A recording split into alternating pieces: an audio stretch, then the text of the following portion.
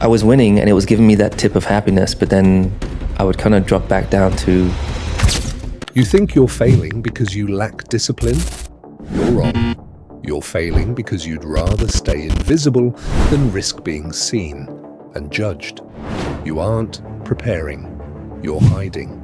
And today, we're going to dissect exactly why. Look at your screen time. You spend hours watching videos on productivity. You read books on habit building. It feels like progress, but it's not progress. Lewis Hamilton built his entire career being watched by millions. Listen to how he describes carrying that fear. Was there a point at which number one didn't satisfy you, or was there a point at which the success that came from it, or you didn't actually have to get dissatisfied, you just found that there was a better way to be successful? Does that make sense? The part that was striking when you're just saying that, for me, it was like, I feel like we often live in fear of what people think, how you're going to be judged, how you're going to be received. If you're very outspoken, you're going to lose your job, you're going to be fired. I've always been an outspoken person. I think that's just been a quality. I've never been a follower. I don't like to conform to how people expect, what people expect from you. As I said, I was having a success and I was like, okay, now I'm at the top. What can I do with it? Yeah.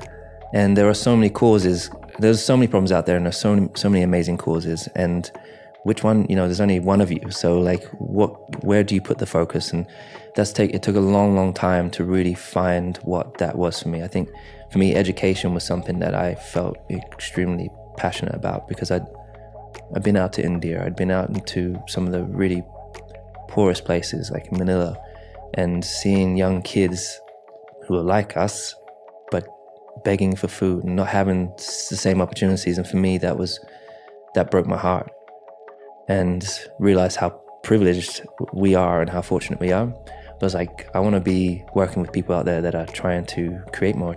There's over 100 million kids that don't have access to school or education. So how can I get involved in that? So aligning yourself with people that do. But I think I was winning and it was giving me that tip of happiness, but then I would kind of drop back down to normality, and there was something missing.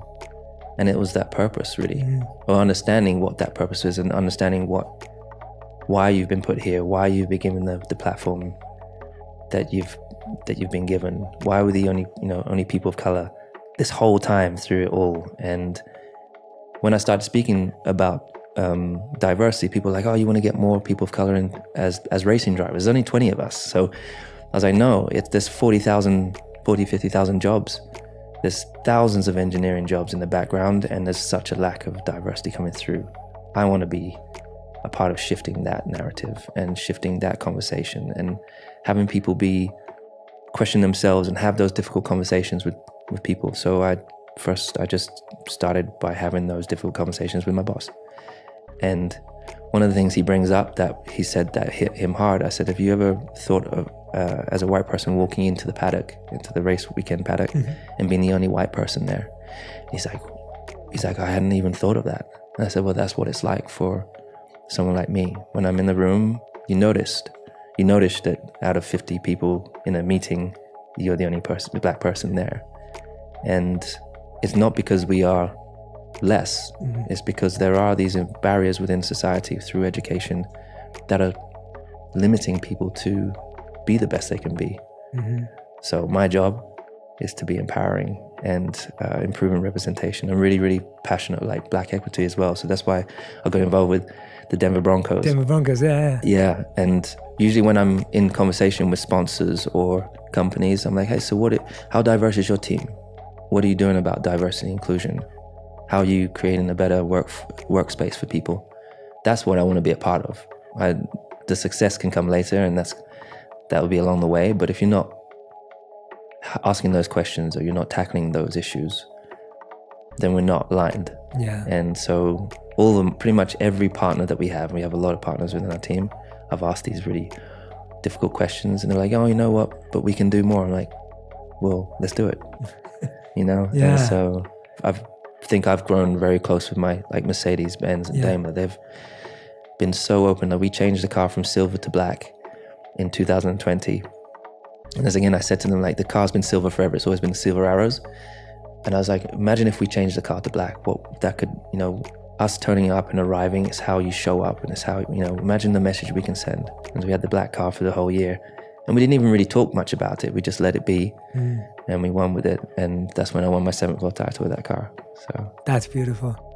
That must have felt special. It was, honestly, my whole life flashed by that last lap in Turkey. My whole life, like all the struggles, questioning whether you were going to make it or not, just all those doubts, all those fears kind of flashed by me, through my eyes, and came across the line. And I was like, I did it. And I want the kids out there to know that you can do it too. So that's what I try and, like, every day, just try to be encouraging of kids. Yeah. He didn't wait for people to stop judging him. He competed while they were still watching, still ready to criticize. You're not afraid of failing. You're afraid of failing where people can see it and confirming what you already suspect, that you're not enough. That fear is your real prison. This is the psychological truth. Preparation is the ultimate form of procrastination. It's not laziness, it's the fear of being seen clearly, dressed up as diligence. The moment you start the actual work, the writing, the calling, the creating, you lose the shield. The preparing is your armor. Your behavioral experiment for this week is simple. Stop researching, stop organizing, stop planning. Pick one task you have been preparing for and execute it right now with whatever tools you have in its current messy, imperfect state. If you want to stop the cycle, you have to kill the armor. Subscribe if you want to keep dissecting the patterns that keep you stuck.